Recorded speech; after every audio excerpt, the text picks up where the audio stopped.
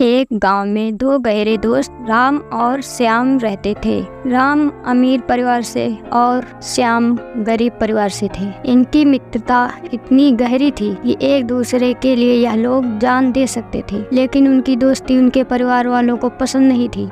इसका यह मतलब नहीं कि यह अमीर और गरीब परिवार से थे, बल्कि कुछ और कारण था। इन दोनों दोस्तों के परिवार वाले पहले से ही जानी दुश्मन थे और इस दुश्मनी की वजह जानकर आपके होश उड़ जाएंगे। चलो राम के परिवार वालों से परिचित करवाते हैं। राम के परिवार में राम के पिता सेठ धनीराम और राम की सौतेली मां लीलावती रहते थे। सेठ धनीराम के साथ इनका पिए रहता था और उसका नाम रमेश था। राम की मां सावित्री का कुछ साल पहले एक्सीडेंट हो गया था और वह उस एक्सीडेंट में मारी गई थी। चलो अब श्याम के परिवार वालों से परिचित कराते हैं। श्याम के परिवार में श्याम की दादी और दो बहनें थी। श्याम की बड़ी बहन का नाम रीमा और छोटी बहन का नाम सीमा था। श्याम के माता गीता देवी और पिता नरेश कुमार एक एक्सीडेंट में मारे जाते हैं। हाँ, यह वही एक्सीडेंट है जिसमें राम की मां मारी गई थी।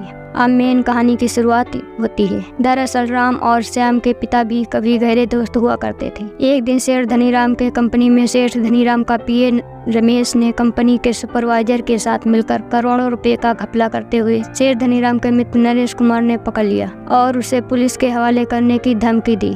नरेश कुमार ने कहा कि अगर तुमने दोबारा ऐसा गलत काम किया तो मैं तुम्हें पुलिस के हवाले कर दूंगा। यह कहकर नरेश कुमार अपने घर चला जाता है और यह घपला रमेश काफी समय से कर रहा था और इस घपला के बारे में सेठ धनीराम को जरा भी खबर नहीं थी। एक दिन सेठ धनीराम की पत्नी सावित्री देवी ने नरेश कुमार की पत्नी गीता देवी को अपने घर बुलवाती हैं और उनसे कुछ बातें करती हैं और कहती हैं कि यार चलो कहीं घूमने चलते हैं, घर में बैठे बैठे बोर हो गई हूँ, क्या तुम मेरे साथ चलना चाहोगी? गीता ने कहा हाँ क्यों नहीं, लेकिन एक प्रॉब्लम है। क्या? आपके पति और मेरे पति बाहर घूमने के लिए परमिशन देंगे? सावित्री ने कहा कि एक बार ट्राई करते हैं, हो सकता है कि परमिशन मिल जाए। गीता देवी ने कहा चलो ठीक है, मैं भी ट्राई करती हूँ और मैं कल सुबह ठीक 10 बजे आप ही के घर आऊंगी, जो कुछ होगा मैं बताऊंगी। सावित्री देवी ने कहा ठीक है। गीता देवी अपने पति सेठ धनीराम से बात करती हैं और कहती हैं कि मैं बाहर घूमने जाना चाहती हूँ, मैं घर में बैठे बैठे बोर हो गई हूँ, क्या आप मुझे बाहर जाने के लिए परमिशन देंगे? सेठ धनीराम ने कहा लेकिन अकेले तुम कैसे जाओगी, मैं थोड़ा काम निपटा लूँ, उसके बाद हम साथ चलते हैं घूमने के लिए। तब सावित्री देवी ने कहा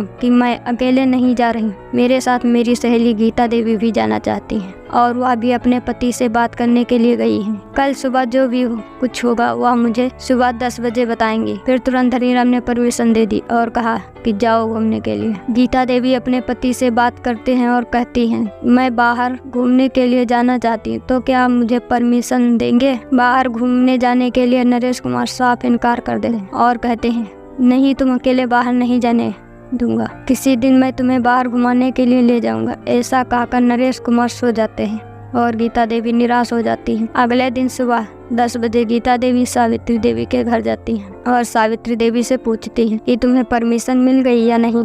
सावित्री देवी ने मुस्कुराकर कहा मुझे तो परमिशन मिल गई है, क्या तुम्हें परमिशन मिली या नहीं? गीता देवी निराश होकर कहती हैं मुझे परमिशन नहीं मिली, क्या तुम मेरी मदद कर सकती हो? सावित्री ने कहा कि तुम निराश मत हो और मैं तुम्हें परमिशन दिलाने के लिए पूरी कोशिश करती हूँ। सावित्री देवी तुरंत अपने पति से बात करती और कहा कि मेरे फ्रेंड को परमिशन उसके पति ने नहीं दी है। हाँ, क्या तुम उसे परमिशन दिला सकते हो? सेठ धनीराम कहते हैं हाँ क्यों नहीं, मेरा वह दोस्त है, मेरे कहने पर तुरंत परमिशन दे देगा। अपनी पत्नी को सेठ धनीराम तुरंत पर नरेश कुमार के घर जाते हैं और बात करते हैं। कहते हैं कि भाई देखो, तुम मेरे अच्छे दोस्त हो और मेरी पत्नी बाहर घूमने के लिए जाना चाहती है, तुम भी अपनी पत्नी को मेरे पत्नी के साथ बाहर घुमाने के लिए इजाजत दे दो। नरेश कुमार कहते हैं कि मैं तो बाहर घूमने के लिए परमिशन दे दूंगा, लेकिन इन्हें लेकर जाएगा कौन? धनीराम कहते हैं कि लेकर कौन जाएगा, तुम जाओगे और कौन जाएगा? नरेश कुमार कहते हैं कि चलो भाई, हम आपके कहने पर इन लोगों को बाहर घुमाने के लिए ले जाते हैं। और यह बात सेठ धनीराम के पीए रमेश को पता चलती है। सेठ धनीराम के पीए रमेश के दिमाग में एक बहुत ही गंदा विचार आया और वह विचार अपने दिमाग में रखते हुए एक गेम करता है।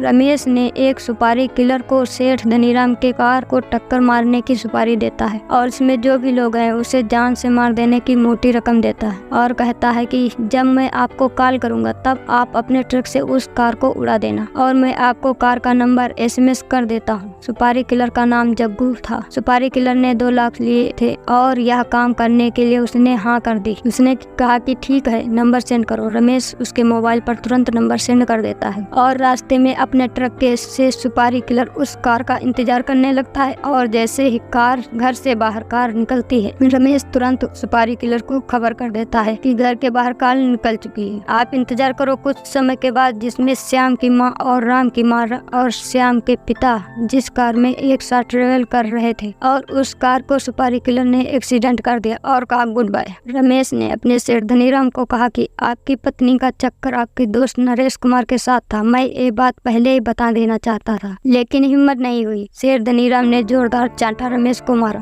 और कहा यह क्या बकवास कर रहे हो। रमेश सेठ धनीराम को कहता है कि अच्छा एक बात बताओ कि आपकी पत्नी ने ही तो आपके दोस्त को मनाने के लिए कहा था। सेठ धनीराम कहते हैं हाँ कहा तो था। किसी तरह धनीराम को अपने बातों से अपने दोस्त के लिए नफरत पैदा कर देता है। रमेश अपने घर जाता है और बहुत खुश होता है क्योंकि वह जो घपला कर रहा था वह अब आसानी से कर सकेगा और उसे कोई धमकी वगैरह नहीं देगा और वह बेफिक्र होकर घपला करने लगता है। बस यही थी इन दोनों परिवार वालों के बीच की जानलेवा दुश्मनी की वजह। शेर धनीराम ने सोचा कि अगर मेरे दुश्मन के बेटे से मेरे बेटे की दोस्ती हो जाएगी तो हो सकता है जो मेरे साथ हुआ वह मेरे बेटे के साथ ना हो, इसलिए अपने बेटे राम को विदेश पढ़ने के लिए भेज देता है और वहाँ बड़ा होता है, पढ़ता लिखता है और 20 साल बाद वो घर वापस आता है और आते समय राम की कार का एक्सीडेंट जग्गू से होता है। हाँ, या वही जग्गू है जिसने शेर धनीराम के पिए के कहने पर कार का एक्सीडेंट किया था। जग्गू पूरी तरह घायल हो चुका था और राम ने उसे अस्पताल में भर्ती करवाया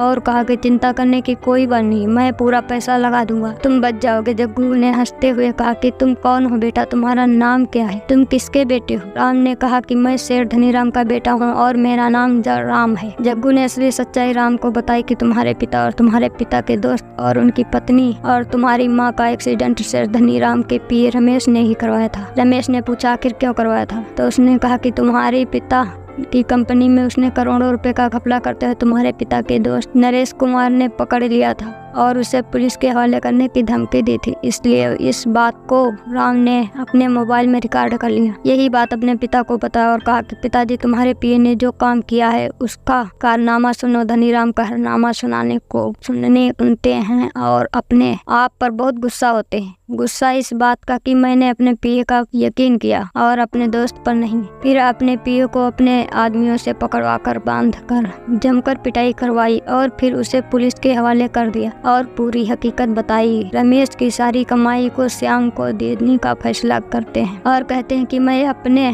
दोस्त के बेटे को मैं सुपर सरप्राइज दूंगा। ये राम सुनकर बहुत खुश हुआ और अगले ही दिन श्याम के घर जाने का निश्चय किया। वही श्याम अपने परिवार का भरण पोषण करता है और अपने परिवार को चलाता था। वह एक होटल में वेटर का काम करता है। होटल से श्याम को 12,000 रुपए मिलते हैं और उसी से वह गुजर बसर करता है। अगले ही दिन जब श्याम होटल में काम के लिए निकला तभी राम और राम के पिता शेर धनीराम श्याम के घर पहुंचे और ये देखकर श्याम को मानो 440 वोल्ट का झटका लगा और कहा कि अंकल जी आप यहाँ मुझसे कोई गलती हुई है क्या। शेर धनीराम ने मुस्कुराते हुए कहा कि नहीं बेटा, तुमसे कोई गलती नहीं हुई, गलती तो मुझसे हुई है। मैंने तुम्हारे पिता को समझ नहीं पाया, मुझे माफ कर दो। श्याम कहता है कि अंकल जी आप माफी क्यों मांग रहे हो, आपसे क्या गलती हो सकती है। शेर धनीराम कहते हैं बेटा तुम्हारे पिता और हम दोनों गहरे दोस्त हुआ करते थे और एक गलतफहमी की वजह से हमारा तुम्हारा परिवार बिखर गया। श्याम कहता है कि वह गलतफहमी क्या थी। शेर धनीराम शाम को पूरी हकीकत बताते हैं। श्याम कहता है कि अंकल जी इसमें आपकी कोई गलती नहीं है, इसमें अगर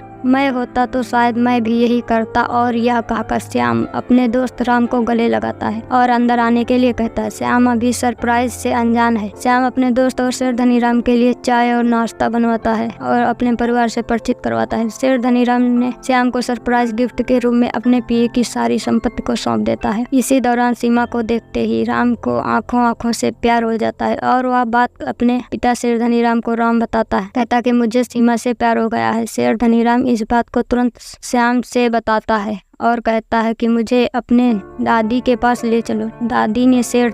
दादी से शेर धनीराम बात करते हैं। तुरंत शादी पक्की करते हैं और शादी होती है और खुशी खुशी अपना जीवन यापन करने लगते।